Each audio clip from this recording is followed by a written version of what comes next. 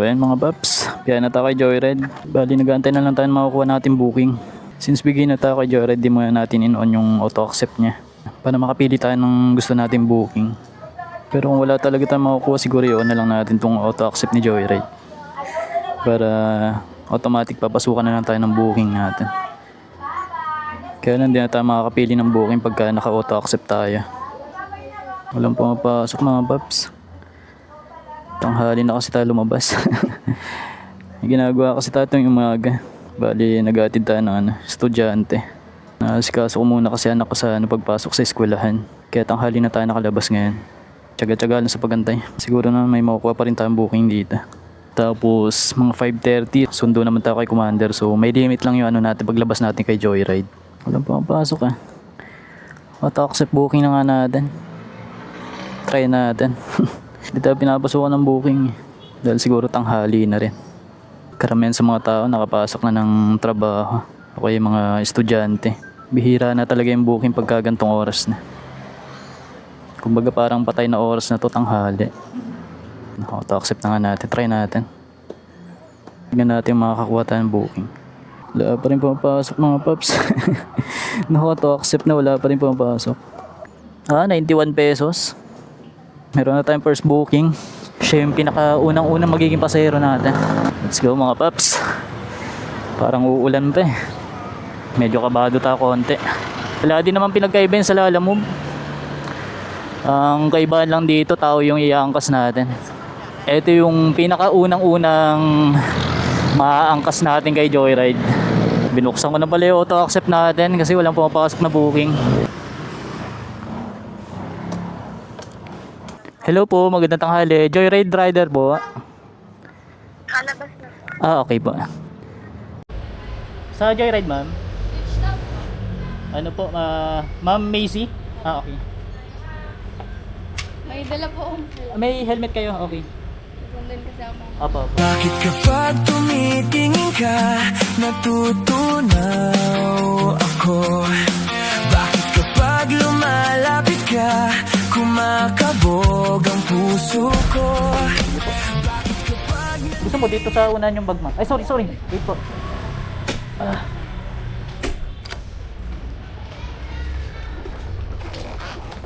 Okay na po.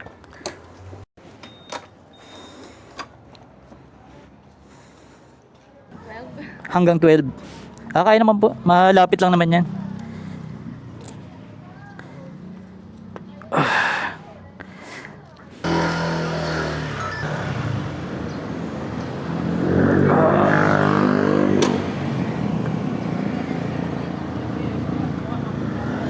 Magkano ba na ito? 91. Pwede ba Gcash ko na lang po? 0962. Ito po ba tama? Ma'am, maraming salamat Thank you po. Drop na natin si madam. Siya yung pinaka-unang naging pasahero natin kay Joyride. May tayo doon ng 91 pesos. Ganun pala yung feeling pagka tao yung iangkas mo. Nasaan yung 100 din? Wala pa tayong dalang panukli. Dahil pala nagdadala tayo maraming coins para panukli sa mga customer. Bago lang ako kay Joyride Oo. Ayun, first booking ko yun. Pinakaunang customer. Tawag mo na ba? Wala akong makuha kanina kaya in-auto-accept ko. Hindi, yan. Sa bago kasi. 4,000. Ay, yung cordon mo na So, nakakwentuhan natin si Paps. Bigyan niya tayo ng mga konting tips. Hanap muna mga pupwestuhan. Hindi pa tayo mapupwestuhan mga Paps. Kanina pa tayo rito. Halos mag-iisang oras na tayo nag-aantay dito. Hindi na nakasundan yung unang booking natin. Hindi mahina pa yung account natin dahil bago. Wala talagang pumapasok Why? Why, oh why, tell me why not me? Kapanggapang muna mga bossing. Dahil mga tumatambay palang rider dito.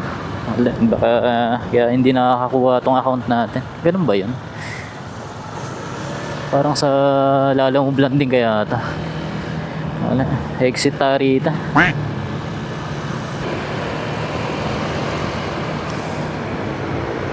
Ba't ba diskarte dito?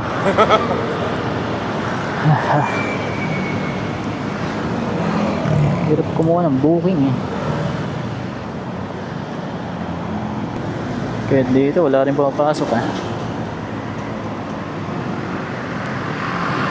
Gapang muna ulit tayo pa Marikina.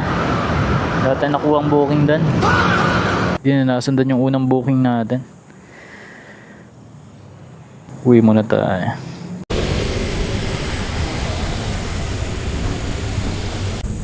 Sobrang tumal pala kay Joyride pagka ganitong tanghali.